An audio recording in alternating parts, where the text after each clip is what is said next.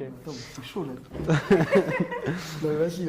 On aurait été Mais tout juste, seul. on commence par dire bonjour, on dit pas bonjour, on dit yo les gars, yo la mine.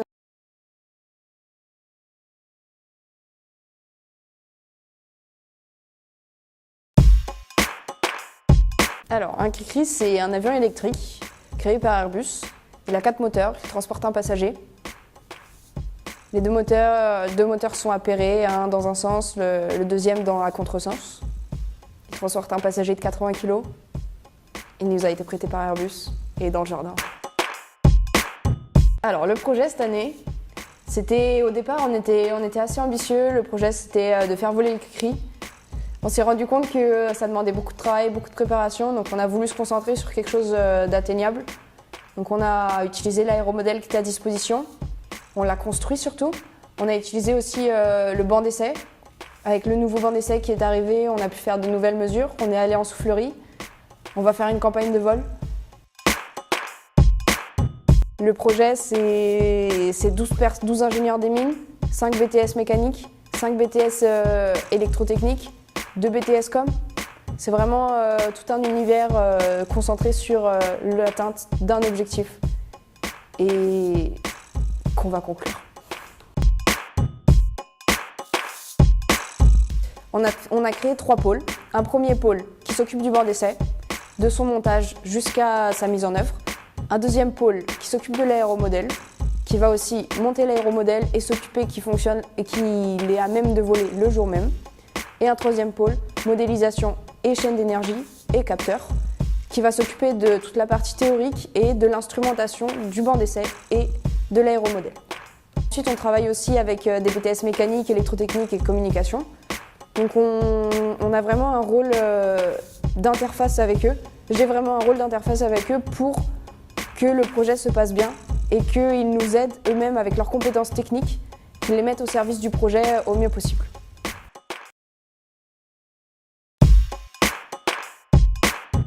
Alors un aéromodèle, c'est une version réduite de notre avion. En l'occurrence, il fait quand même 2,60 m d'envergure, donc il est assez grand, mais il est équipé d'un seul des 4 moteurs de l'avion originel. Donc c'est cet aéromodèle qu'on a construit au cours de toute l'année et qu'on a équipé pour qu'il soit électrique et pour pouvoir mener une campagne de vol sur quelque chose à échelle réduite. On a parvenu à monter en entier notre aéromodèle cette année. Donc à la base, c'était un aéromodèle commercial qu'on a acheté et qu'il a fallu repenser un petit peu pour l'électrifier. Donc on a changé quelques pièces à l'intérieur et on l'a entièrement équipé en capteur et en motorisation. Une fois qu'on a achevé de le construire, c'est-à-dire en fin avril, on a pu faire voler notre aéromodèle et donc le but c'était, grâce à tous les capteurs embarqués, récupérer le plus de données possible qu'elle allait ensuite pouvoir servir aux autres groupes pour optimiser l'hélice, pour trouver l'hélice la plus adaptée, ce genre de choses pour optimiser notre aéromodèle. Je n'étais pas prêt. Je pense que c'était un projet assez ambitieux.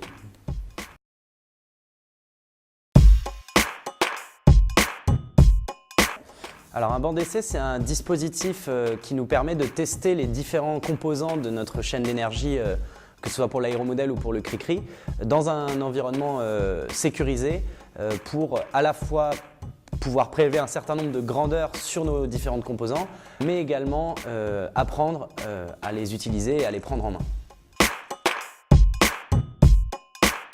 Quand on a démarré l'année de mécatronique, on avait déjà à disposition un premier banc d'essai qui avait été conçu et fabriqué l'année précédente. Mais très rapidement, en fait, quand on s'est mis à réviser notre méthode d'optimisation, on s'est rendu compte que le banc d'essai qu'on avait de l'année précédente n'était pas forcément très adapté, il ne nous permettait pas de mesurer toutes les grandeurs qu'on voulait. Et donc, en accord avec les élèves de BTS mécanique et de BTS électrotechnique, nous avons conçu un nouveau banc d'essai qui du coup nous a été livré. On a pu effectuer toutes les mesures qu'on souhaitait pour implémenter notre méthode d'optimisation.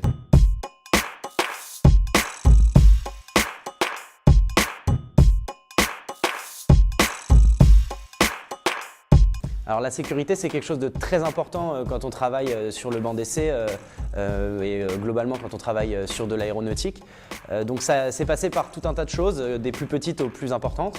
Ça peut commencer par un simple code couleur dans les branchements électriques de manière à ne pas se tromper, à éviter d'alimenter un composant dans le mauvais sens, mais également implémenter toute la partie électrique de puissance dans une armoire électrique fermée, reliée à la terre, fermer l'enceinte dans laquelle l'hélice tourne pour éviter qu'en cas d'explosion de l'hélice, on évite d'avoir des débris qui soient projetés sur les utilisateurs. Enfin voilà, tout un tas de petites attentions qui font qu'on se sert en toute sécurité du matériel.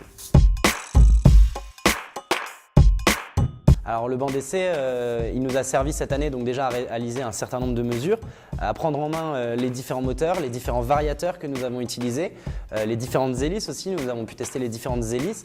Et le point d'orgue de ce banc d'essai, ça a été vraiment le moment où nous sommes allés à la soufflerie Gustave Eiffel, dans le 16e arrondissement de Paris, où nous avons pu soumettre le banc d'essai à des vents allant jusqu'à 90 km/h. Ce qui nous a permis de tester les différentes hélices et la puissance que développait le moteur face à des vents différents et à différents régimes moteurs. La mécatronique en un mot, c'est de la débrouillardise.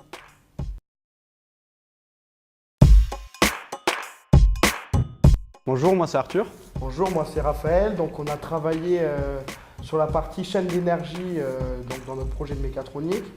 Donc moi j'étais responsable du pôle de la chaîne d'énergie et on s'est séparé le travail en deux parties essentielles, la partie modélisation Et la partie instrumentation sur laquelle j'ai travaillé moi. Donc une chaîne d'énergie, c'est composé de 4 organes principaux.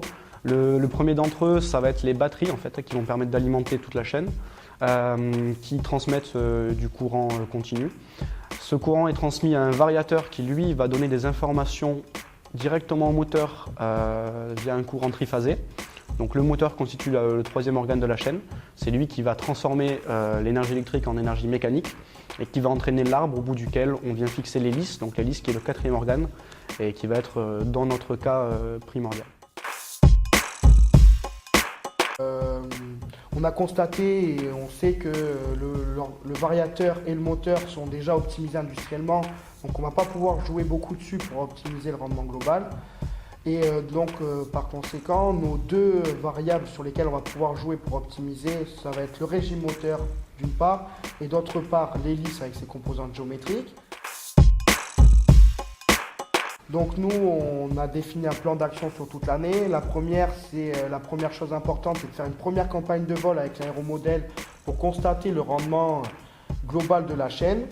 Puis ensuite d'implémenter nos solutions en termes, comme je l'ai dit, de régime moteur et d'hélice sur le banc d'essai pour vérifier au sol qu'on a bien amélioré le rendement. Et ensuite, enfin, faire une deuxième campagne de vol pour montrer entre la première et la deuxième campagne de vol l'évolution et l'optimisation du rendement global.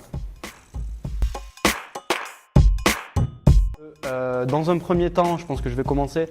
On a besoin de la partie instrumentation parce qu'il faut mettre des capteurs. Alors d'une part sur un banc d'essai, d'autre part sur un aéromodèle, on pourra y revenir.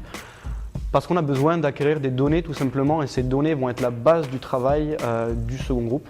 Du coup voilà, nous la partie modélisation et purement optimisation, on va se servir des données que la partie instrumentation a collectées, on va les récupérer, s'en servir, les traiter et avec des logiciels essayer de trouver l'hélice optimale. Pour la partie instrumentation, on a déjà réussi à acquérir un certain nombre de données sur le banc d'essai, on l'a notamment amené en soufflerie. Par contre, on n'a pas encore réussi à acquérir des données en vol, tout simplement parce qu'on n'a pas encore fait voler l'avion, mais on espère y arriver prochainement.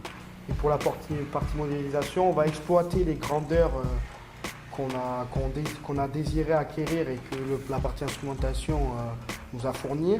On va les exploiter, on est d'ailleurs en train de les exploiter pour trouver l'hélice et arriver à l'objectif qu'on s'était fixé initialement au début de l'année.